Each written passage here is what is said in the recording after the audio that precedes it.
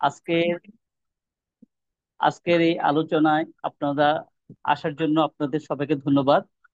আরো ধন্যবাদ জানাচ্ছি প্যানেসিয়া প্রাইভেট লিমিটেড এবং নেক্সট স্টেজ কনসালটের মাধ্যমে। আজকে আমাদের আলোচনার বিষয় হচ্ছে green practice in lean thinking for energy and cost efficiency in facilities. আর এ বিষয়ে আলোচনা করার জন্য আমাদের এখানে দুইজন যুক্ত হয়েছেন। একজন ডক্টর আজিম মোহাম্মদ, যিনি লিন এক্সপার্ট, আরেকজন মোহাম্মদ মামুনুর রশিদ, যিনি সার্টিফাইড এনার্জি অডিটর। তো ওনাদের আলোচনার শুরুতে ওনারা ওনাদের পরিচয়গুলো আবার দিবেন। আর আমরা এখন আলোচনায় যাচ্ছি। আমাদের আলোচনার বিষয়বস্তু ছিল green practice and in lean thinking for energy. এই বিষয়টা নিয়ে হয়তো আমি আজিম ভাইয়ের কাছে আমরা যাব, যে আসলে আজিম ভাই, green practice in lean thinking এই শব্দগুলো আমরা বিভিন্ন সময় শুনে আসতেছি রিয়েল টার্মস, ইন্ডিয়ান ইন্ডাস্ট্রিয়াল লেভেলসে। এবং লিন এবং গ্রিন এই দুইটা কিভাবে ব্ল্যান্ড হয় এবং অপারেশন কস্ট কিভাবে এটা মিনিমাইজ করে, lean management principle, energy resource saving practice, এই দুইটার ডেলি আমাদের অপারেশনে ন্যাচারালি কিভাবে কমপ্লিট করে, এই বিষয়টা নিয়ে যদি আলোচনা ভাই একটু আপনি আলোচনা করতেন এবং মামুন ভাই যদি এটাতে যুক্ত হতেন, আমাদের সুবিধা হতো। প্লিজ আজিম ভাই। থ্যাংক ইউ নাসিম ভাই। আর সবাইকে ধন্যবাদ। আজ শুক্রবার ব্যস্ততার মধ্যেও আপনারা আজকের এই প্রোগ্রামে অংশগ্রহণ করেছেন। আমি পার্সোনালি ধন্যবাদ দিচ্ছি নাসিম ভাই, মামুন ভাই এবং কি যারা আয়োজন করেছে, সুজন ভাই, সাথে নেক্সট এজ এবং পেনাসিয়াকে। আমি শুরুতেই যে বিষয়টা জানতে চাইছেন, আমি আসলে লিন প্র্যাকটিস করি, সাথে লিনের ছাত্র আর কি, এটা নিয়ে একটু পড়াশোনা করার সুযোগ হয়েছে। আমি ওই বড় ক্লাস বা যে একাডেমিক ডেফিনেশন এগুলোতে যাব না। লিন মানে হচ্ছে সরু করা, চিকন করা বেসিক্যালি। সো কি চিকন করে? ওয়েস্ট ফ্রি করে দেয়। একটা সিস্টেমের মধ্য থেকে যত ধরনের নন ভ্যালু এডেড আইটেম আছে, আগে বলতে হচ্ছে ওয়েস্ট ফ্রি করা, এখন আমরা বলি হচ্ছে নন ভ্যালু এডেড আইটেম। হয়তো ওই সময়ে ওই জিনিসটা ওই সিস্টেমে দরকার নেই, পরে দরকার হতে পারে, বা এটা একটা বাই প্রোডাক্ট হিসেবে সেল হতে পারে, যে কারণে আসলে সিস্টেমে ওয়েস্ট বলে কিছু হয় না। সিস্টেমে যা হয় হচ্ছে নন ভ্যালু এডেড আইটেম। আর গ্রিন আসলে আমাদেরকে কি বলে? গ্রিন আমাদেরকে চায় হচ্ছে মূলত তিনটা ইলেমেন্টের উপরে। এটা হচ্ছে এনভায়রনমেন্ট ফ্রেন্ডলি, রিসোর্স ইফিশিয়েন্ট এবং সাস্টেনেবল প্র্যাকটিস। সেই দুইটাকে কানেক্ট করার জন্য যারা লিন নিয়ে একটু কাজ করেন বা এটা নিয়ে একটু পড়াশোনার সুযোগ হয়েছে, টিমুড একটা টার্ম ছিল লিনে 8 ধরনের কি। কিন্তু চ্যালেঞ্জটা হলো এই লিন আমরা আসলে সরাসরি কপি করি জাপান থেকে, যেহেতু এটা অরিজিন জাপানে, টয়োটাতে। তো দুইটাকে এখন মার্চ করার জন্য আমরা একটা নতুন টার্ম নিয়ে কাজ করতেছি, এটার নাম হচ্ছে lean tree gem. LEAN, lean. L দিয়ে বুঝাই হচ্ছে লেক অফ ট্যালেন্ট। আমরা প্রথমে আগে বলতাম লিনের টুলগুলোতে over production, transportation, these are the non value added. কিন্তু বর্তমান সময়ে বলতেছে নন, সরি, আপনার লেক অফ ট্যালেন্ট। কারণ আপনি একটা কাজ ক্যারি করার জন্য যেই ধরনের ট্যালেন্ট দরকার, যেই ধরনের স্কিল দরকার, ওইটা যদি না পান, তখন ওই কাজটা করার জন্য যে মানুষটাকে যুক্ত করতেছেন, সে আসলে কিছু নন ভ্যালুয়েটেড অ্যাক্টিভিটি ওখানে যুক্ত করে ফেলবে। সেজন্য বলছে right people for right job. So প্রথম এল দিয়ে আমরা যেটা বুঝি, তাহলে লেক অফ ট্যালেন্ট। LE, ই দিয়ে বুঝাই হচ্ছে অ্যাক্সেস ইনভেন্টরি। যখন আপনি কোনো একটা জিনিসে, কোনো একটা সিস্টেমে যতটুক লাগবে তার চেয়ে বেশি নিয়ে আসেন, এটা হচ্ছে অ্যাক্সেস। যেন আমাদের শরীরে অনেকের পেট বাড়ে, এটা অ্যাক্সেস, যে কারণে আমরা জিমে যাই, কমাইতে চাই। এ দিয়ে হচ্ছে এডিশনাল প্রসেসিং, যতটুক দরকার তার চেয়ে বেশি প্রসেস করা। যেমন প্রজেক্ট ম্যানেজমেন্টের ভাষায় বলা হচ্ছে গোল প্লেটিং। সো লিনের ভাষায় বলা হচ্ছে এডিশনাল প্রসেসিং। অ্যান্ড দিয়ে নন ভ্যালু এডেড ট্রান্সপোর্টেশন, মানে আমি ট্রান্সপোর্ট করতেছি, এক জায়গা থেকে আরেক জায়গায় নিয়ে যাচ্ছি, ক্যারি করতেছি। সো এটা হয়তো নাও লাগতো অথবা কম লাগতো, পার্শিয়ালি লাগতো। সো যত বেশি আমরা কি ট্রান্সপোর্ট করবো, এটা হচ্ছে কি নন ভ্যালু। তাহলে লিনের আমরা চারটা জিনিস প্রথমে পাইলাম। একটা হচ্ছে ট্যালেন্ট, 2 নাম্বার পেলাম হচ্ছে ইনভেন্টরি, 3 নাম্বার পেলাম ওভার প্রসেসিং, 4-এ পেলাম হচ্ছে নন ভ্যালুয়েটেড ট্রান্সপোর্টেশন। লিন থ্রি, টি আর মনে রাখার জন্য আমি একটা স্লো বলতেছি আসলে টার্মটা, যেহেতু এটা নতুন টার্ম। টি দিয়ে হচ্ছে টাইম লস্ট, যেটা বলে এনপিটি, যে কোনো ধরনের টাইম লস্ট। আমরা ফ্লোরে গিয়ে এফিসিয়েন্সি মাপি, কিন্তু ম্যানেজমেন্ট পিপলের এফিসিয়েন্সি আমরা কেউ মাপি না। আমার একটা ধরেন এই একটা ম্যানেজার, একজন জিএম, সে আইডল সময় কাটাচ্ছে, দেখবেন ফেসবুকিং করতেছে, ইউটিউবিং করতেছে, কারণ তার অনেকগুলো এনপিটি তৈরি হচ্ছে, নন প্রোডাক্টিভ টাইম। আর ফ্লোরে তো মেশিন নষ্ট হয়, আদার্স অনেকগুলো সাপ্লাই ইস্যু থাকে, যত ধরনের টাইম নষ্ট হয়, এটাও একটা লিনের ওয়েস্ট। আর দিয়ে রিডান্ডেন্ট মোশন, রিডান্ডেন্ট হচ্ছে একই জিনিস রিপিটেড, বারবার দিচ্ছি বারবার, হয়তো একটা মোশন দিলে হয়ে যেত, একের অধিক।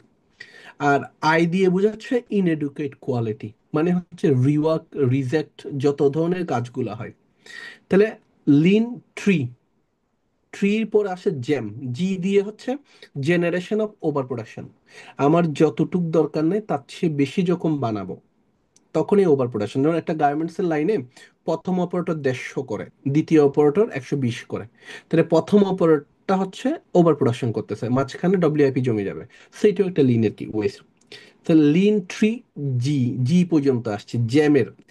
শেষের ই এম, ই দিয়ে হয় হচ্ছে এক্সেস এনার্জি, যেটা এখন চলে আসছি গ্রিন পার্টে। কারণ যতটুক এনার্জি আমার দরকার তার চেয়ে বেশি বার্ন করতেছি, কারণ এনার্জিটা হচ্ছে স্কেয়ার রিসোর্স, একসময় কি ফুরাই যাবে। যেমন আমরা একসময় ধরেন কি বড় বড় ক্লাস মোটর ইউজ করতাম, এখন সেগুলোকে সেভ করার জন্য সার্ভো মোটর আসতেছে। কারণ মানুষ বুঝে গেছে এক্সেস কোনো কিছু ভালো না। এম দিয়ে বুঝাই হচ্ছে ম্যাটেরিয়াল ওয়েস্টেজ। আমরা বোমের বিল অফ মেটেরিয়াল একটা বড় অংশ, 70% ম্যাটেরিয়াল, আমরা যত কম ম্যাটেরিয়াল ইউজ করতে পারবো তত কম ওয়েস্টেজ তৈরি হবে। সো ম্যাটেরিয়াল ইউজের দিকে মানুষ এখন মনোনিবেশ করতেছে। আর একটা টার্ম হচ্ছে ওয়াটার ওয়েস্ট। ওয়াটার ওয়েস্ট, আমরা আগে গার্মেন্টস ডাইং করতাম, ওয়াশিং করতাম, আমরা হিসাব করতাম পার পিসে বা পার কেজিতে কতটুকু ওয়াটার কনজিউম করি, ঠিক আছে। আর শেষে হচ্ছে green house emission. Green house emission, আমরা যে শুধু গ্যাস বার্ন করি এটা না, অনেকগুলো এলিমেন্ট আছে। সেই সবগুলো মিলে হচ্ছে 12টা টার্ম দিয়ে আমরা আসলে যুক্ত করছি গ্রিন এবং লিনকে। টার্মটার নাম হচ্ছে লিন ট্রি জেম। ওকে। সো এইটা যখন আমরা করতে পারি তখন আমাদের আসলে আউটকামটা কি দাঁড়ায়, আমরা একটা efficient system pi, with environment friendly, resource friendly, people friendly. সেই দুইটা টার্মকে যখন এক করতে পারে তাহলে যে রেজাল্ট, এটার নাম হচ্ছে সাস্টেইনেবল রেজাল্ট। সেই জন্য আজকের পৃথিবী বলতেছে লিনও দরকার, সাথে এখন গ্রিনও দরকার। গ্রিনের সাথে নতুন করে যুক্ত হয়েছে সার্কুলারিটি। আমি যদি মামুন ভাইকে কিছু অ্যাড করতে বলি। আচ্ছা, ধন্যবাদ আজিম ভাই। আসলে আমাকে কিছু বলার জন্য, সুযোগ দেওয়ার জন্য অনেক ধন্যবাদ। অলরেডি আপনি অনেক ডিটেইল বলেছেন, আমার আসলে ওইভাবে আর অ্যাড করার তেমন কিছু নাই, যেহেতু আপনি আসলে লিন এক্সপার্ট আর কি। আমি ছোট করে যেটা বলতে চাই যে গ্রিন প্র্যাকটিস যেটা বলে নর্মালি আমরা খুব অল্প ভাষায় যেটা বুঝি, সেটা হচ্ছে যে এনার্জি রিডিউস করা বা রিসোর্স ওয়াস্টেজটা কমানো এক কথায়। আর লিন যেটা বললেন আপনি অলরেডি, যে এটা হচ্ছে নন ভ্যালু অ্যাডেড অ্যাক্টিভিটিসটাকে ইলিমিনেট করা। তো এই দুটাকে যদি আমরা কম্বাইন্ড করি, তাহলে সিস্টেমেটিক্যালি দেখা যাবে যে এনার্জি ওয়েস্টেজ যেটা আছে, এটা আপনি যেভাবে বললেন, অটোমেটিক্যালি এটা রিমুভ হয়ে যাবে। সো এই দুটার কম্বিনেশন অবশ্যই দরকার, কারণ আমাদের দেখা যাচ্ছে যে এনার্জিটা সোফার ফ্রম স্ট্যাটিস্টিক বাংলাদেশ বিভিন্ন সেক্টর থেকে অ্যারাউন্ড 30% ওভারহেড কস্ট হচ্ছে এনার্জি কস্ট, বিশেষ করে আরএমজি সেক্টর যদি চিন্তা করি। তো সেইটার ক্ষেত্রে যদি আপনি লিন থিঙ্কিং এর মধ্যে যদি আপনি ইন্টিগ্রেট করতে পারেন গ্রিন প্র্যাকটিসটাকে, তাহলে অবশ্যই এটা ডিরেক্টলি দেখা যাবে যে আম, এটা পার গার্মেন্টস প্রোডাক্টের ইয়ে বেড়ে যাবে আর কি। হুম। কি সেভিংসটা বলে, বেড়ে যাবে। efficiency বেড়ে যাবে, হুম। এটা আর কি। আর এছাড়া তো বিভিন্ন রকম কমপ্লায়েন্স আছে, সব এটা তো পরে আসতেছে, আমরা ডিসকাশনের মধ্যে আসবো আর কি।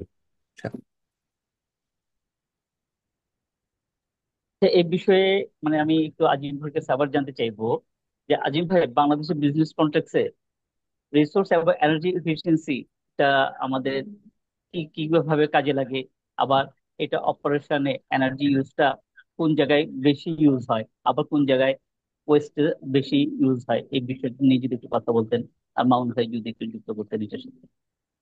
আচ্ছা, প্রথম কথা হচ্ছে লিনও আমি যখন পড়াই আর কি, লিন, লিনের একটা চশমা দরকার হয়। আমি আপনাদেরকে বলতাম লিন যদি একাডেমিক ল্যাঙ্গুয়েজে পড়ি, এটা আসলে খুব বেশি অ্যাপ্লিকেবল না আমাদের দেশে। কারণ একজন অন্ধকে যদি কি আপনি যেমন কদিন আগেও কি আমার বাবার চোখে ছানি পড়ছে, কম দেখে, এখন নতুন লেন্স লাগাই দিচ্ছে, আলহামদুলিল্লাহ ভালো দেখে। সো লিনের যেটা সবচেয়ে বড় চ্যালেঞ্জ হচ্ছে to see the non value. আপনি সেটা গ্রিনও সেম চ্যালেঞ্জ। সো এখন কোন টুল দিয়ে আসলে লিন এবং গ্রিন দুইটাকে দেখা যায়, এই টুলটাতে যথেষ্ট ঘাটতি আছে। এই জন্য আমরা বলছি লেক অফ ট্যালেন্ট। আপনি ধরেন আমরা আজকে পার্টিসিপেন্টদের মধ্যে একদম ডাইভার্স সেক্টর থেকে আসে, নট অনলি আরএমজি। আমি অনেকে দেখলাম ইস্টার্ন রিফাইনারি থেকে আসছে, সিমেন্ট থেকে আসছে, ফার্মাসিউটিক্যাল থেকে আসছে। তো প্রথম যে কাজটা করতে হবে, মানুষকে দেখতে শেখা কোনটা আসলে নন ভ্যালু, এবং সেই নন ভ্যালুটা কিভাবে ক্রিয়েট হচ্ছে। ধরেন ফ্লোরে একজন কি ফ্যাব্রিকের দুই পাশে 2 ইঞ্চি করে কেটে ফেলে দিচ্ছে। তো কেটে ফেলে দিচ্ছে, কেন ফেলে দিচ্ছে? কারণ সে আসলে এখানে কোনো ভ্যালু দেখে না। সে যদি ভ্যালু দেখতো, এটা নিয়ে কি করতো, রোল ওয়াইজ সেগ্রিগেট করতো, আদার্স কিছু একটা কিছু করতো। ঠিক আছে। তো আমরা তাকে বোঝানোর চেষ্টা করি, মানে তাকে একটা চশমা দিই। সেই প্রথম চশমা, লিনের চশমা হচ্ছে ভিএসএম, ভ্যালু স্ট্রিম ম্যাপিং। আর সেটাকে যদি গ্রিনের চশমাতে কনভার্ট করতে যাই, সেটা হয়ে যাবে ইভিএসএম, আপনার এনার্জি ভ্যালু স্ট্রিম ম্যাপ। কারণ ভ্যালু স্ট্রিম ম্যাপ আপনাকে খুঁজে দিবে হচ্ছে কোথায় কোথায় মেটেরিয়াল আর কোথায় কোথায় ইনফরমেশন কি হচ্ছে, আপনার গ্যাপ আছে। সেম ওয়েতে আপনি যখন সেম চশমাটা যখন আপনি গ্রিনের কনভার্ট করে ওদেরকে বুঝাবেন, তখন সে দেখা শিখবে না আমি যে লাইটটা ইউজ করতেছি মনে হয় না এতটুকু, এত লাক্সের লাইট আমার এখানে দরকার আছে। আমি যতটুক মেটেরিয়াল, এই যে একটা ফ্যাব্রিকে এন বিট ফেলে দিচ্ছি, এটা আমার দরকার নাই। ধরেন আমাদের আগে এক সময় কি রোলিং মিল করতে স্লাগ গুলো ফেলে দিত, এখন সেগুলো সিমেন্টের ইনপুট হিসেবে কাজ করে। তো কারণ মানুষ আসলে বুঝে গেছে পৃথিবীতে কোনো কিছুই কি নন ভ্যালুয়েটেড না। কিন্তু শুধু মানুষ যারা কাজ করে তাদেরকে এটা বুঝাইতে পারলে ওরা কনভার্ট করবে। আর একটা কোয়েশ্চেন আপনি করছেন কেন দরকার, আসলে দরকার হচ্ছে আসলে দেয়ালে পিঠ থেকে গেছে। আপনি ব্যবসাতে আগে যতটুকু প্রফিট ছিল, এখন আসলে ওই প্রফিট কি মার্জিন নাই। এই কারণে আমরা সেন্ট পেনি গুলো খুঁজি, কোথায় কোথায় আধা পয়সা, আরো কম পয়সা কি করা যায়, সেভ করা যায়, otherwise will not be competitive. আর কম্পিটিটিভ না হলে উই ক্যানট বি সাস্টেইনেবল। যে কারণে এখন আপনাদের কি লিন আর গ্রিনের প্র্যাকটিসটা খুব জরুরি হয়ে গেছে আমাদের দেশে। না, বিষয়টা ছিল যে আমাদের এনার্জি, হ্যাঁ, মানে এনার্জিটা আমাদের অপারেশনে কোথায় বেশি ও আমাদের আচ্ছা, ইউজ হয়, ওয়েস্ট ওকে। হয়। যদি আরএমজি তে বলি, কেমন আরএমজি তে বলি, শুধু এনার্জি না, শুধু এনার্জি পার্ট আমরা বলছি আপনার এনার্জি, ম্যাটেরিয়াল এবং হচ্ছে কি এনভায়রনমেন্ট, এই সবগুলোতে আমাদের কি করতে হবে। যদি গার্মেন্টসে সবচেয়ে বেশি এনার্জি কনজিউম করে কোথায়, ডাইং এ, ওয়াশিং এ, এবং হচ্ছে কি সুইং এ। যেমন বয়লারে প্রচুর কি হয়, এনার্জি আমাদের লাগে। আমাদের তারপর হচ্ছে আমাদের এই যখন বিশেষ করে যেখানে হিট জেনারেশন হয়, ওয়াশিং এ আমাদের প্রচুর পানি লাগে। ঠিক আছে, এই প্রত্যেকটা ইলেমেন্টে হচ্ছে স্কেয়ার রিসোর্স, এগুলো শেষ হয়ে যাবে এবং ওগুলা কি করা দরকার। সো আমরা যদি অন্যান্য সেক্টরও কি, যেমন আমার এই রোলিং মিলের এক পার্টিসিপেন্ট দেখলাম, ওনার এখানে প্রচুর পানি লাগে এবং ভালো পানি, এটা হচ্ছে বিশুদ্ধ পানি লাগে। ঠিক আছে, আপনি ক্লোরিনেটেড ওয়াটার ইউজ করলে হবে না। ঠিক আছে। যেমন এই ইয়া থেকে আসছে কুলিং টাওয়ারে প্রচুর কি গ্যাস বার্ন হয়। এই প্রত্যেকটা সেক্টরে, আমি শুধু আরএনবি সেক্টরে আসলে ফোকাস করবো না আজকে, কারণ দেখলাম কি আপনার পার্টিসিপেন্ট অনেকে ডিফারেন্ট সেক্টর থেকে আসছে। সো আমি আরএমজির ফোকাস হলে প্রথমে ডাইংটাকে নিয়ে ওয়ার্ক করেন, ওয়াশিং এ ওয়ার্ক করেন, তারপরে সুইং মেশিন গুলোতে প্রচুর এনার্জি বার্ন হয়। এটা অনেকটু কাজ হয়ে গেছে আমাদের, কারণ আমরা আগে ক্লাস মোটর থেকে সার্ভো মোটর, ডিডি মোটরে আসার পর অনেকটুকু এনার্জি কি হয়েছে। আর এখন হচ্ছে রিজেনারেশনের জন্য সোলার প্যানেল গুলো কি ইউজ করতেছে, সেইগুলো কি মনে হয় আমার হচ্ছে, যেহেতু এনার্জি অডিট করে মামুন ভাই আরো একটু ভালো বলতে পারবে। আচ্ছা, ধন্যবাদ আজিম ভাই। আচ্ছা, এখন এনার্জি ইফিসিয়েন্সিটা খুবই ক্রিটিক্যাল হয়ে গেছে আমাদের বর্তমান সিচুয়েশনে। শুধুমাত্র বাংলাদেশে এমন না, পুরো ওয়ার্ল্ড ওয়াইড, যেটা বললেন অলরেডি, কারণ এটা একসময় শেষ হয়ে যাবে। ঠিক আছে, তো আমরা আমাদের দেশে যদি পার্সপেক্টিভে যদি চিন্তা করি, এটা মানে কিভাবে আমরা ক্রিটিক্যালটা বুঝবো কিভাবে, মানে আমাদের পারিপার্শ্বিক বা গভর্নমেন্ট কমপ্লায়েন্স কিভাবে আমাদেরকে ইনফোর্স করতেছে। তো ফার্স্টে ক্রিটিক্যাল যেটা বুঝি যে গভর্নমেন্ট থেকে বেশ কিছু ইনিশিয়েটিভ নিয়েছে। ফর এক্সাম্পল, তারা একটা মাস্টার প্ল্যান নিয়েছে, এনার্জি ইফিসিয়েন্সি অ্যান্ড কনজারভেশনের একটা মাস্টার প্ল্যান নিয়েছে সেটা থেকে। তো এইখান থেকে দেখা যাচ্ছে মোটামুটি সব ইন্ডাস্ট্রিকেই একটা এনার্জি ইফিসিয়েন্ট করার জন্য এটা ম্যান্ডাটরি করে দিবে আর কি। তো এটা একটা মেজর দিক, যে যে কারণে আমাদের এই জিনিসটা, এই কমপ্লায়েন্স যদি মিট করতে চাই, অ্যাজ ওয়েল অ্যাজ আমি যদি আমার ইফিসিয়েন্ট করতে চাই সিস্টেমটাকে, অবশ্যই আমার এনার্জি ইফিসিয়েন্ট করতে হবে। আর নাম্বার টু, যেহেতু এটা মামুন ভাই, মামুন হ্যালো। ভাই, আমি একটু আপনার বিষয়টা সাথে একটু অ্যাড করে নিই, হ্যাঁ। হ্যাঁ, যে হ্যাঁ।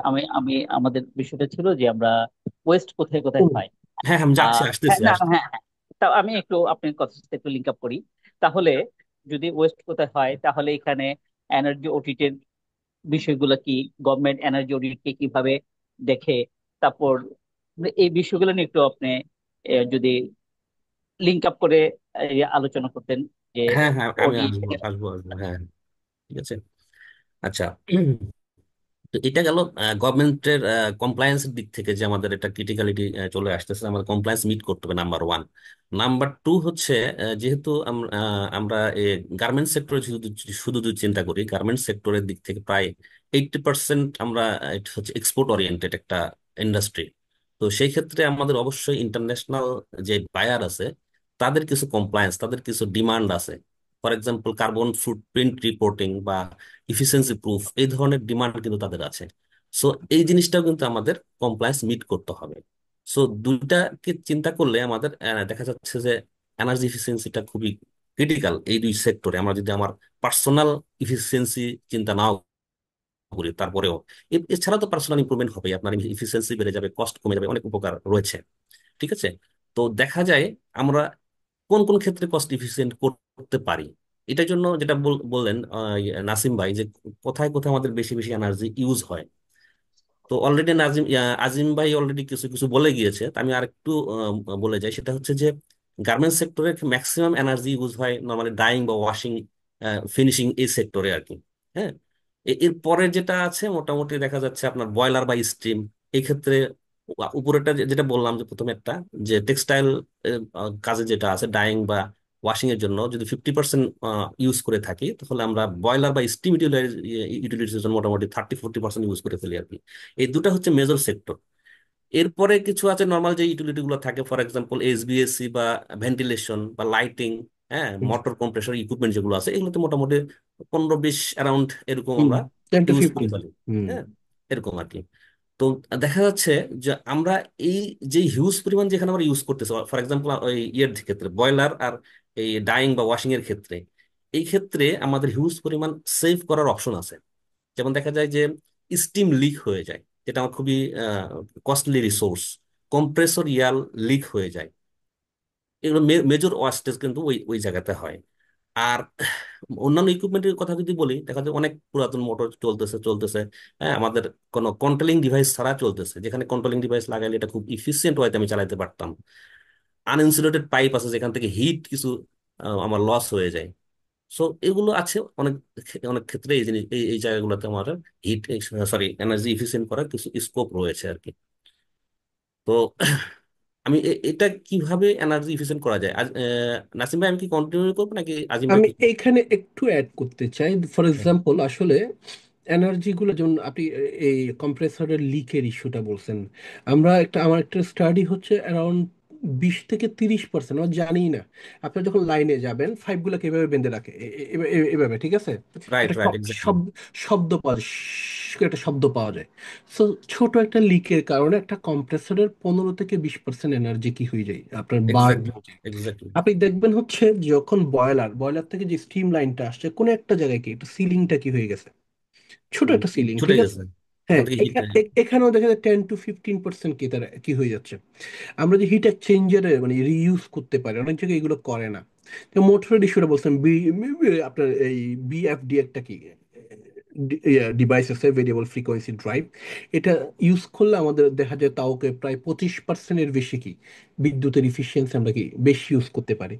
তারপর আরো জিনিস কিছু যেন, আপনার এই যে রুটিন মেনটেনেন্স না করা, রুটিন মেনটেন্যান্সের কারণে ঘন ঘন কি ব্রেকডাউন হয়। ঘন ঘন যখন ব্রেকডাউন হয়, ঠিক আছে, তখন আমি এখানে আমার ওগুলি মানে রিসোর্সকে কি আইডল ফেলে রাখতে হয়। এটা হয়তো ডিরেক্টলি এনার্জির সাথে কিনা, কিন্তু রিসোর্স অপটিমাইজেশন আমরা কি একটা গ্যাপ পাই। সো এই হুম। এই এই এই জিনিসগুলো আমাদেরকে রিয়েল লাইফে দেখছি আমরা শুধু without big investment, just only এগুলোকে যদি একটু নজর দিই, প্রায় 20 থেকে 25% আমাদের আসলে কি সেভিংস করার সুযোগ আছে। তো আমি শুরুতে যেটা বলছি, আমাদের যে চশমাটা, এটাও যে একটা মানে আপনার এই জায়গায় যে একটা ইনফ্লুয়েন্স স্কোপ আছে, এই জিনিসটা বুঝার জন্য লোকটা আসলে নাই, দেখার যে লোকটা, এই লোকটা যদি এনাবেল করতে পারি, দেখা যায় এই জিনিসগুলো নিয়ে কেউ না কেউ কাজ করবে। নাসিম ভাই। হ্যাঁ মামুন ভাই, একটু যদি আপনি একটু ডিটেলসে আচ্ছা, বলতেন আমি যে। আমি আর একটু ডিটেল বলি যে কখন এনার্জি অডিট করলে কি হবে, কেমনে করে, এটা একটু বলি তাহলে সবাই বুঝতে একটু পারবে। একটু এটার হ্যাঁ। প্রসেসটা কি? আচ্ছা, না। গভর্নমেন্ট কোন অর্গানাইজেশন এই হ্যাঁ, জি। অডিট করে? গভর্নমেন্ট স্টেপটা কি? গভর্নমেন্টের প্ল্যানিংটা কি? এই বিষয়টা নিয়ে যদি একটু আর একটু বলতেন। আচ্ছা, ফার্স্ট অফ অল আপনি এনার্জি অডিট কখন করবেন? এটা নর্মালি হচ্ছে, এটা একটা মানুষের যেরকম হেলথ চেক আপ করতে হয়, হ্যাঁ, ইন্ডাস্ট্রির একটা, এটাকে বলতে পারেন হেলথ চেক আপ। সো এটাকে রেগুলার করাটাই বেটার। সো আপনি যদি শুধুমাত্র নিজের ইফিসিয়েন্সি বা ওই দিক থেকে চিন্তা করেন, সেটা আপনি হেলথ চেক আপের মতো করে চিন্তা করবেন। বাট এইটাকে কেন করতে হবে? নাম্বার ওয়ান, এর আগে তো বলছি যে আমাদের সেটা থেকে যে energy efficiency and conservation rule, তারা যে 2018-তে একটা রেগুলেশন নিয়ে এসেছে যে তারা কিছু ডেজিগনেটেড কনজিউমার তারা ডিক্লার করতেছে একে একে। টিল নাও মোটামুটি 189 অর্গানাইজেশনকে তারা ডেজিগনেটেড কনজিউমার হিসেবে ডিক্লার করছে, যাদেরকে রেগুলার বেসিস এনার্জি অডিট করাইতে হবে তার ইফিসিয়েন্সি ঠিক রাখার জন্য। বাকিগুলো আস্তে আস্তে তারা সবগুলা মোটামুটি ইন্ডাস্ট্রি যেগুলো আছে সবগুলাকে এর লিস্টের মধ্যে নিয়ে আসবে। সো এটা খুবই ইম্পর্টেন্ট প্রত্যেকটা ইন্ডাস্ট্রির জন্য এনার্জি অডিট করানো। শুধুমাত্র সেটার কমপ্লায়েন্স তা না, এছাড়া অনেক কিছু সুবিধা আছে এখানে, যেমন আপনারা অনেক গ্রিন লোন আছে যেগুলো করার জন্য এই ইয়াটা অডিটটা করাইতে হয়। তারপরে বায়ারের কমপ্লায়েন্স আছে, আপনি ইন্টারন্যাশনাল বায়ারের কাছ থেকে আপনি ইয়ে পাবেন, রিকগনিশন পাবেন, তাদের অর্ডার পাবেন, সেই জন্য তাদের কিছু কমপ্লায়েন্স থাকে, সেগুলো মিট করাইতে হবে। তো সেগুলোর ক্ষেত্রেও কিন্তু এনার্জি অডিট করাইতে হবে হবে ঠিক আছে। এটা হচ্ছে মেন, এই জন্য এই মেজর কারণে আমাদের অবশ্যই অডিট, বিশেষ করে অডিট বলতে না, এটা আপনি যদি বলেন যে এনার্জি এফিসিয়েন্সি আপনার ঠিক রাখতে হবে, সেটার জন্য অডিট বলেন অন্য ওই যেভাবে বলেন না কেন, আপনার করতে হবে আর কি। ঠিক আছে। তো অডিট কিভাবে করে? একজন সার্টিফাইড এনার্জি অডিটরকে যদি চিন্তা করি, তারা অডিটটা কিভাবে করে একটু বললে সবাই একটু ক্লিয়ার হবে। তো নর্মালি সে যেটা করে, প্রত্যেকটা প্রসেসকে সে অ্যানালাইসিস করে করে সে সেখান থেকে বেজ যে একটা অ্যাসেসমেন্ট, মানে বর্তমানে কি পরিমাণ এনার্জি সে ইউজ করতেছে এটা বের করে ফার্স্ট অফ অল, যে কারেন্ট এনার্জি ইউজটা কত। এরপরে সেই এনার্জি ইউজের মধ্যে কতটুকু সে ইনএফিসিয়েন্সিস আছে সেগুলো বের করে, যে এখন যে এনার্জি ইউজ করতেছে এর মধ্যে ইনএফিসিয়েন্সিস কি কি আছে, লিক কতটুকু আছে, ওভার ইউজ কতটুকু আছে, হ্যাঁ, ওল্ড ইকুইপমেন্ট কতটুকু আছে, এইভাবে সেগ্রিগেট করে করে সে আলাদা আলাদা ভাবে বের করে। করার পরে যে যেই জায়গায় ইনএফিসিয়েন্সি আছে এগুলোকে ওভারকাম করার জন্য সে কয়েকটা ক্যাটাগরিজ ভাগ করে কিছু সলিউশন দেয়। সেটা হচ্ছে নাম্বার ওয়ানে থাকে হচ্ছে নো কস্ট কনজারভেশন মেজার, এরপরে থাকে হচ্ছে লো কস্ট, মিডিয়াম কস্ট, এবং সর্বশেষে থাকে হচ্ছে হাই কস্ট। এবং এই চারটা বা তিনটা ক্যাটাগরিতে ভাগ করা হয়। ঠিক আছে। তো ফার্স্টে যেটা করা হয় যে লো কস্ট যে ইনিশিয়েটিভ আছে সেগুলোকে ইমপ্লিমেন্ট করা, এবং এটা খুব ইমিডিয়েটলি করা যায় এবং খুবই কম, দেখা যায় অনেক সময় কিছু ইনিশিয়েটিভ লাগে না। ফর এক্সাম্পল কিছু বিহেভিয়ার চেঞ্জ করতে হয়। হ্যাঁ, আজিম ভাই অলরেডি বলছে, বিভিন্ন রকম বিহেভিয়ার যদি চেঞ্জ করেন, অ্যাটিটিউড যদি চেঞ্জ করেন, রেগুলার অ্যাক্টিভিটির মধ্যে কিছু জিনিস নিয়ে আসেন, তাহলে দেখা যাবে যে আপনার কোনো কস্টিংই লাগতেছে না। জাস্ট আপনার অ্যাক্টিভিটিজ এর মধ্যে কিছু জিনিস নিয়ে আসলে ওখান থেকে এনার্জি ওয়েস্টেজ অনেকটুকু কমানো সম্ভব। তারপরে আমি যদি একটু স্পেসিফিক ভাবে যদি বলি, হ্যাঁ, লো কস্ট বা নো কস্ট আপনি কিভাবে, কোথায় কতটুকু ভাবে আপনি ইফেক্ট ফেলতে পারবেন। আপনি যদি বয়লার অপটিমাইজেশন যদি চিন্তা করেন, যেখানে আমাদের প্রত্যেকটা ইন্ডাস্ট্রিতে বয়লারে ব্লো ডাউন করে থাকে, এবং ব্লো ডাউনটা যেটা হয় এটা দেখা যায় যে ম্যাক্সিমাম ক্ষেত্রে কোনো চিন্তা ভাবনা ছাড়া অটোমেটিক একটা ব্লো ডাউনের কোয়ান্টিটি দিয়ে থাকে। তো এটাকে যদি আমার যতটুকু দরকার এক্স্যাক্টলি সেই কোয়ান্টিটি যদি আমি ব্লো ডাউন করি, অথবা ইনসুলেশন যেটা নষ্ট হয়ে গেছে সেটা রিপেয়ার করে দিই, তাহলে এখান হুম। থেকে প্রায় 10-15% আমার তার যে ওয়াস্টেজটা ওই স্টিমে সেটা সেভ করা সম্ভব। একইভাবে কম্প্রেসর ইয়ার অলরেডি আজিম ভাই বলছে 20-30% এখান থেকে সেভ করা সম্ভব। লাইটিং আছে, দেখা যায় লাইটিংটা জ্বলতেছে জ্বলতেছে তো জ্বলতেছে, কেউ নাই তারপরে জ্বলতেছে, তো এই জিনিসগুলো বিহেভিয়ারের মধ্যে নিয়ে চলে আসলে এখান থেকে কিন্তু সেভ হবে। শুধু তাই না, আমরা যদি আরো স্পেসিফিক ভাবে যদি বলি, ফর এক্সাম্পল কিছু পাম্প চলে দেখবেন, এগুলো হচ্ছে চলার কথা যেই লোডে, এটা তার অর্ধেক বা 3/1 লোডে চলে। তো যেগুলো হুম। অর্ধেক বা 3/1 লোডে চলে, এগুলো সিম্পলি আমরা যদি মোটর রিপ্লেস নাও করি, খুব সিম্পল একটা ইনিশিয়েটিভ, এগুলো কিছু কিছু ক্ষেত্রে দেখা যায় যে ইম্পেলারটাকে ট্রিম করে দিলেই আমার সে ফুল লোডে চলবে, ইফিসিয়েন্সি বেড়ে যাবে। তো খুবই খুবই খুবই মিনিমাম ইনিশিয়েটিভ দরকার এগুলোর ক্ষেত্রে। আরো যদি আমি বলি, ফর এক্সাম্পল কিছু কিছু আছে আপনার মেশিন আছে যেগুলোর হচ্ছে কন্ট্রোলিং মেথডটা অন্যরকম আছে, আপনি জাস্ট কন্ট্রোলিং মেথডটা চেঞ্জ করে ফেললে এখানে সেভ করা সম্ভব। হ্যাঁ, তো অনেক উদাহরণ দেওয়া যাবে, আমি সবগুলা না বলি। হ্যাঁ, তো এইভাবে আমি যদি আরো বিশেষ করে এখন যেটা হচ্ছে আপনার এই এইচভিএসি লাগানো হচ্ছে, অর্থাৎ দেখা যাচ্ছে আগে এক সময় ছিল কোনো ফ্লোরে কোনো এসি থাকতো না, এখন সব জায়গাতে অফিস বলেন এখানে বা সেখানে সব জায়গাতে এসি লাগানো হচ্ছে। তো প্যাকেজ এসি বা এইচভিএসি যে এসিটা থাকবে, এইটার যে আউটপুট যেটা হট এয়ারটা, এটা দেখা যায় যে পুরোটাই নষ্ট হয়ে যায়। তো যেহেতু গার্মেন্টস সেক্টরের বিশাল অংশ ড্রাইং করা হয়, এটা আমার একটা চিন্তা ভাবনা যে ড্রাইং যদি করা হয়, ওই হট এয়ারটাকে আমি কোনোভাবে যদি ড্রাইং এ দিয়ে দিই, আমার এখান থেকে বেশ ভালো পরিমাণ সেভ হয়ে যাবে। ঠিক আছে। তো এসব ক্ষেত্রে মোটামুটি দেখা যায় যেগুলোতে খুবই আমার ইনভেস্টমেন্ট লাগবে না, এরকম এরকম জায়গাতে আমার 5 থেকে 10% মোটামুটি যে ওয়াস্টেজ সেখান থেকে সেভ করা সম্ভব। আর যদি মিনিমাম যে কস্ট লাগবে সেটাই যদি আমি কাউন্ট করি, মোটামুটি 20% পর্যন্ত আমার 15 দিন বা 1 মাসের মধ্যে এটা এনার্জি সেভ কমিয়ে নিয়ে আসা সম্ভব। 10 থেকে 20% পর্যন্ত, অ্যাজ পার বিভিন্ন রকম স্ট্যাটিস্টিক সেরা বা এগুলা থেকে দেখেছি আর কি, যেটা আর কি। আসিম ভাই। আসলে মানে আমরা যখন এই আলোচনাটা, কারণটা কি, মানে এই যে আলোচনাটা কেন আসছে, যেমন ধরেন কি যে আজিম ভাই এর মাধ্যমে বা রেজে ভাই ওনাদের মাধ্যমে যখন আমরা যে লিনের কথা বলি, হ্যাঁ, কস্ট ইফেক্টিভ, তারপর আমরা কস্ট ওয়েস্ট রিডাকশন, এই কথাগুলো যখন বলি, এটা বলতে গিয়ে আমরা বলি যে প্রোডাক্টিভিটি কিভাবে ইমপ্রুভ করা যায়, ওয়েস্ট কিভাবে রিডিউস করা যায়, এই কাজগুলো যখন করি তখন একটা চিন্তা আসলো যে আসলে এই যে এনার্জি লেভেলটা থেকে আমরা কতটুকু কস্ট মিনিমাইজ করতে পারি, হ্যাঁ, এই বিষয়টা। আবার যখন তখনই মানে একটা চিন্তা করলাম, আপনাদের সাথে কথা বললাম, ঠিক আছে একটা আমরা মানে আলোচনা আমরা শুরু করি, হ্যাঁ, জাস্ট একটা নলেজ গ্যাদারিং করার জন্য, তারপর কি করা যায়। তা এখানে যেমন ধরেন যে এই যে কস্ট, আমরা যখন এনার্জি অডিটের কথা বলি, হ্যাঁ, অডিটের পর কি করে অডিট একটা ফর্দ দেয় ইনভেস্টমেন্টের বিষয়ে। আবার যারা ইনভেস্টমেন্ট করবেন তারা আর ওয়াই চিন্তা করে।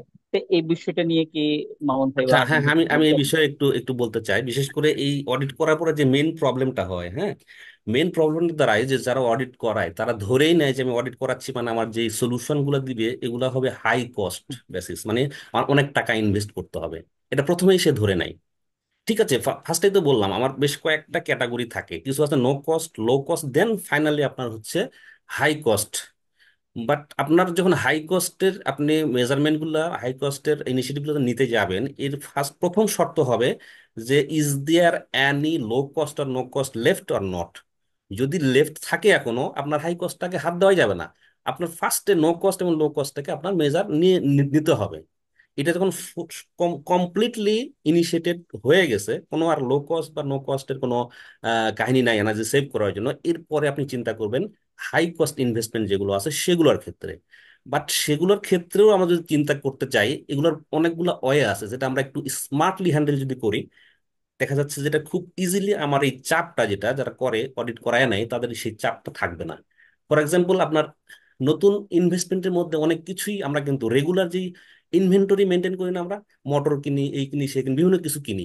তো এই এই যখন রেগুলার যে ইনভেন্টরি মেনটেন করা যে প্রকুরমেন্ট, এই প্রকুরমেন্টের মধ্যে আমি যদি কিছু ঢোকায় দেই, নতুন যেই মোটরগুলো কিনবে এগুলো হচ্ছে হাই এফিসিয়েন্সি মোটর, নতুন যেই মেশিনগুলো কিনবে এগুলো হাই এফিসিয়েন্সি মেশিন, তো দেখা যাবে টোটাল ইনভেস্টমেন্টের যতটুকু রিকমেন্ডেড ছিল অডিট করার পরে কিছু অংশ ওই দিক দিয়ে কাভার হয়ে যাবে। শুধু তাই নয়, এরপরে যদি আপনার আরেকটা অপশন দিয়েছে, বিশেষ করে সেটা এটাকে খুব প্রমোট প্রমোট করতেছে এই জিনিসটাকে, সেটা হচ্ছে যে এনার্জি সার্ভিস কোম্পানি।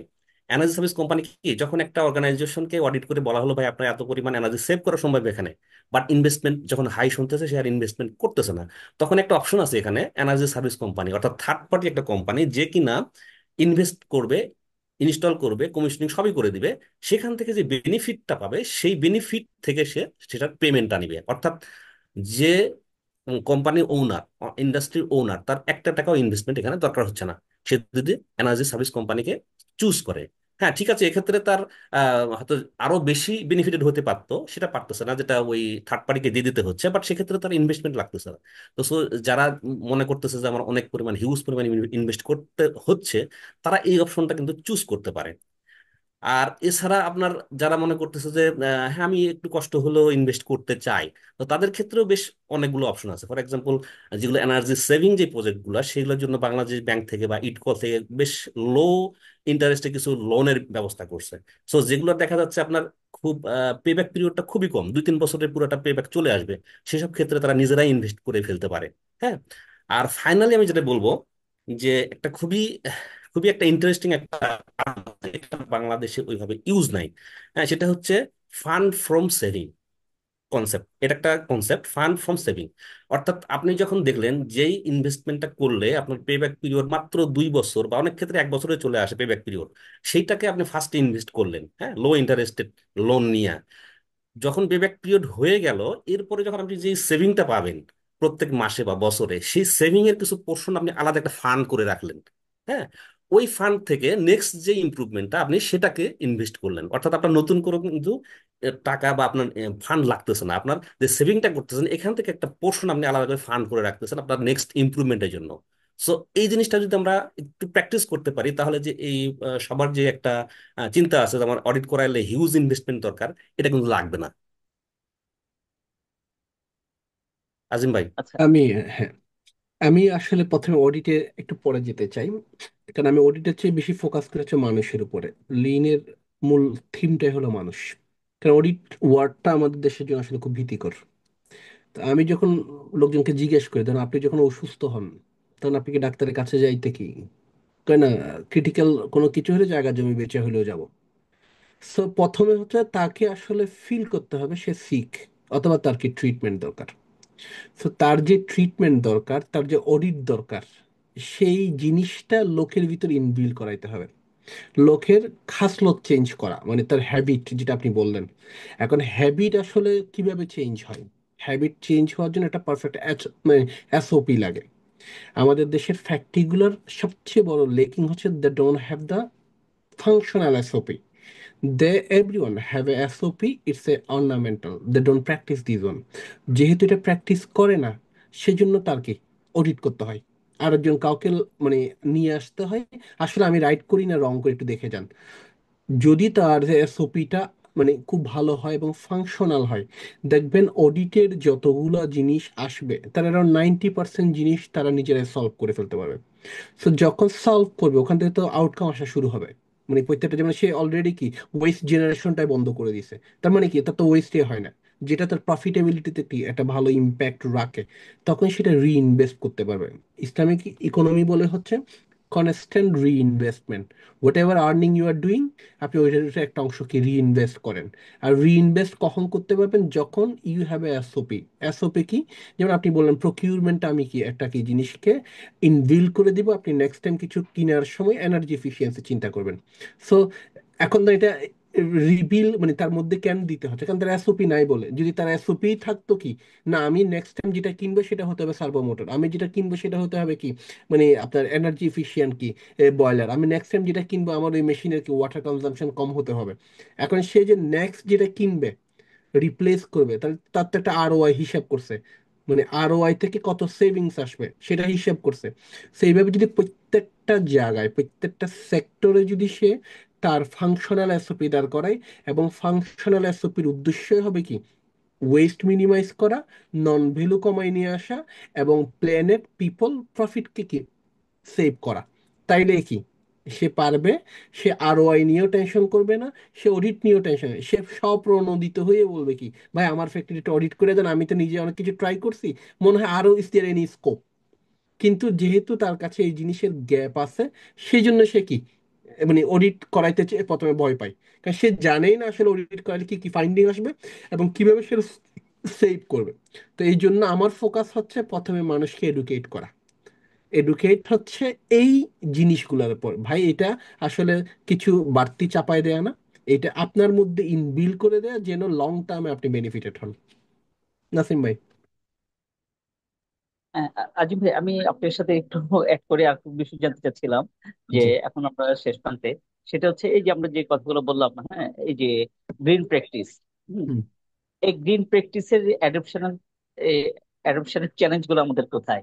যেমন man power cost, top management buying, হ্যাঁ, এই হুম। যে চ্যালেঞ্জ, হ্যাঁ, এই চ্যালেঞ্জ গুলো আমাদেরকে কোথায় কোথায় আমাদের চ্যালেঞ্জ গুলো যদি বলতেন একটু, মাউন্ট ভাই অত- যদি একটু। যদি কোনো, এখানে অনেক মালিকও আছে দেখলাম, কোনো মালিক যদি শুনে থাকেন আমার মন খারাপ করিয়েন না, প্রথম চ্যালেঞ্জ হলো মালিকের মাথায়। কারণ মালিক হচ্ছে কি, তার আজকে সব লাগবে, অন ইয়ারে যাচ্ছে, শুনবে অনেকে আমাকে অপছন্দ করে, এই জন্য বলতেছি কি, আপনার সব লাগবে কেন এটা বলেন। আপনি যা কামাই করছেন কিছু ইনভেস্ট করেন, এটা আপনাকে আবার দ্বিগুণ ফেরত দিবে। তো যেহেতু সে ইনভেস্ট করে না, সে চেঞ্জ করে না। আমি অনেক বড় গ্রুপকে চিনি, 100 মেশিন কিনাইতে পারি না, ঠিক আছে, সে বলে আমার পুরানো মেশিন দিয়ে আমাকে কি 65 এফিসিয়েন্সি করে দেবে। This not practical.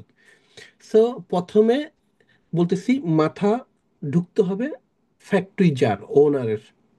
ওনার যখন গ্রিন ড্রিভেন হবে, লিন ড্রিভেন হবে, এবং নন ভ্যালু অ্যাডেড আইটেমগুলো চিনে যাবে, তখন তার বাকিগুলো এমনি ঠিক হয়ে যাবে।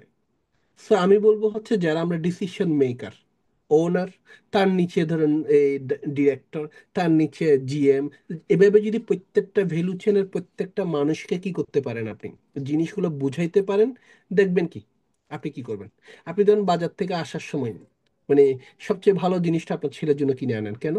কারণ আপনার ছেলেকে আপনি সবচেয়ে ভালোবাসেন, এবং আপনি যে জিনিসটা কিনেন আপনি জানেন এটা ভালো, কনফার্ম হয়ে কিনেন। সো আমাদের যারা কি ডিসিশন মেকার আছে, তাদেরকে আগে ফোকাস করেন এডুকেশনে, তাদেরকে ফোকাস করেন ট্রেনিংয়ে, তাদেরকে ফোকাস করেন হচ্ছে নতুন কিছু শেখার দিকে। যখন তাদের আই ওপেন হবে, তারা নিজেরাই গ্রিন করে ফেলাবে ফ্যাক্টরি। আমাদের দেশে এখন কত গ্রিন ফ্যাক্টরি, কত ভাই? আপনার কাছে মনে হয় এগুলো এমনি এমনি করছে? সবাই তো করে নাই। যারা ফিল করছে না ফিউচার দিনে গ্রিন, ওরা শুরু করছে। আমরা এখন ওয়ার্ল্ডের সবচেয়ে বেশি গ্রিন ফ্যাক্টরি অধিকারী। কিন্তু আবার কিছু মালিক গ্রিন করার পর এটাকে কি এই সার্টিফিকেট নিয়ে নন গ্রিন বানায় ফেলতেছে। সেটা রাজাবে আমার চেয়ে ভালো জানে, যেহেতু উনি কি এগুলো নিয়ে কাজ করে। এটা হচ্ছে উনি সার্টিফিকেটের জন্য করছে, এটা সাস্টেইন করবে না। সো সাস্টেইনেবিলিটি, গ্রিন, এগুলো ডিপেন্ড করে হচ্ছে মানুষের মাইন্ডসেটে। আমি বলি প্রথম চ্যালেঞ্জটা হচ্ছে মাইন্ডসেটে। আর আমরা যারা কাজ করে, আমাদের প্রথমে যেটা করতে হবে, আমাদের লাইফে গ্রিন প্র্যাকটিস করতে হবে।